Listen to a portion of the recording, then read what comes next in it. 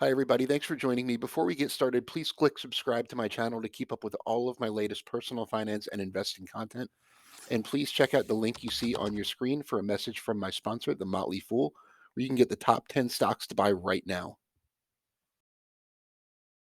All right, Matt Frankel, the question of the day is, what is a 401k? We hear a lot about these. How do I get one? How do I get into this retirement game that everybody is playing? Well, most people get their 401ks through employers. So let me back up and kind of unpack that a little bit. A 401k is it's called a qualified retirement plan. There are a bunch of different types of qualified retirement plans that you might encounter. 401k is the most common offered by private employers. There's one called a 403b that's essentially the same thing that's really common among nonprofits. There's a 457, which is kind of a supplementary form of qualified retirement plan. If you work for the government, you might have a thrift savings plan. So these are all kind of under the umbrella of qualified retirement plans. Those are all employer-sponsored plans. If you're self-employed and you're asking, how can I get a 401k? There are a few different options, and a 401k is not always the best one. You can open a single person 401k through most brokerages. Not always the best option. It is very high contribution limits is the main perk. It also has more paperwork requirements than the alternatives. There are other types of retirement plans specifically designed for self-employed people, specifically the Simple IRA and the SEP IRA, SEP, stands for Simplified Employee Pension. So those three are kind of the key options for self-employed individuals. So, Annette, let's start with I'm at a job, I have an employer, they have a 401k plan.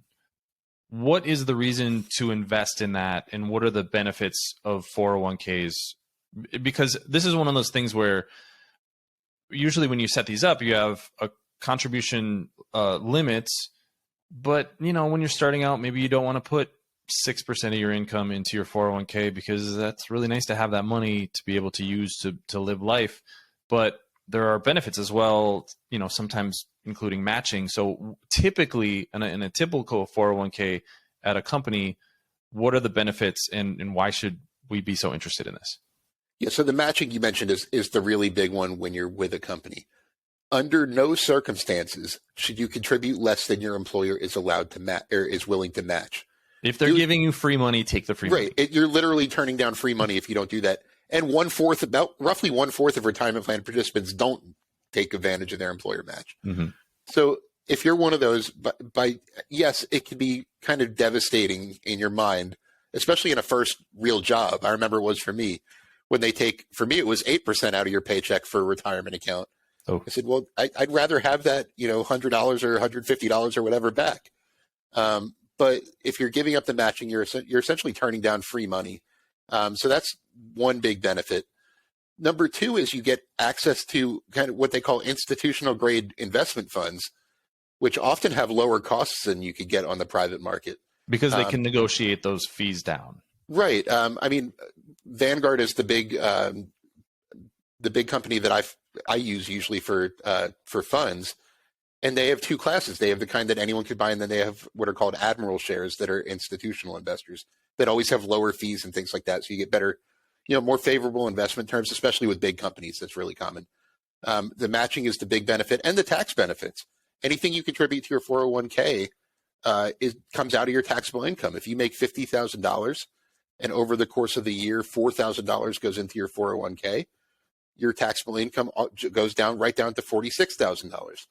So there are a lot of reasons to contribute, and it's really important to train yourself to think more long-term when it comes to retirement rather than I'd like to have that money now, because it's so much more beneficial to wait.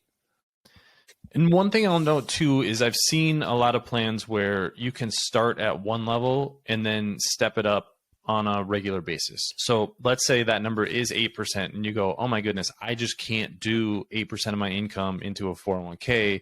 You can say, I'm going to start at 4% and next year I'm going to go to 5 and the next year I'm going to go to 6. And so over time you do get up to that maximum match. So I just want to note that, sometimes there are circumstances where you can't match it, but there are ways to sort of take effectively, the way that I think about it is take your annual raise, cost of living raise, and put it into retirement instead of, taking the extra $20 a month and looking at it as income. So that's another thing I think is worth noting.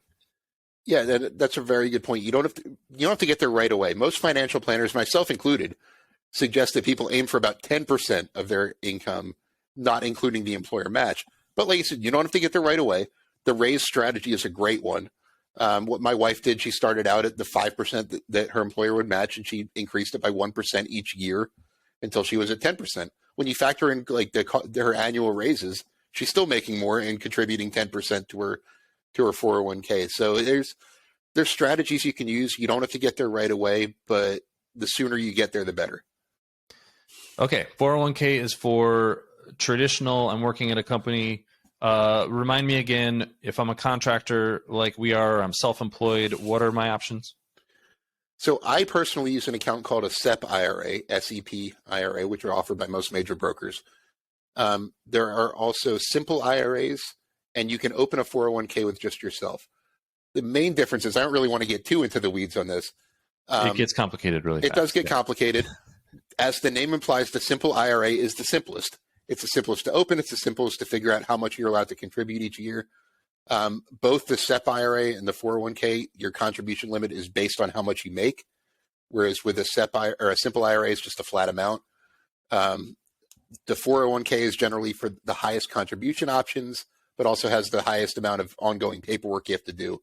Once your account reaches a certain point, you have to file reports to your broker, and every year, and it's a whole hassle. So the SEP IRA is kind of my middle ground between the two. It's easy to maintain, higher contribution limits, and it's the best of both worlds.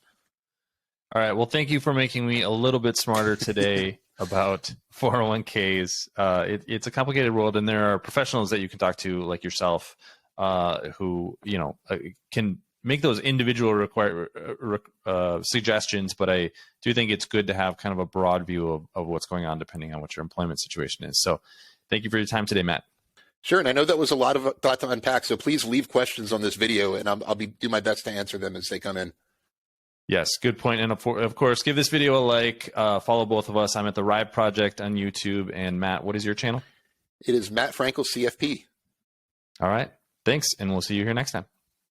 Once again, thank you so much for joining me. Be sure to click subscribe if you don't subscribe to my channel already. And as always, this video is sponsored by The Motley Fool. Be sure to visit www.fool.com/Frankel to receive the top 10 best stocks to buy now.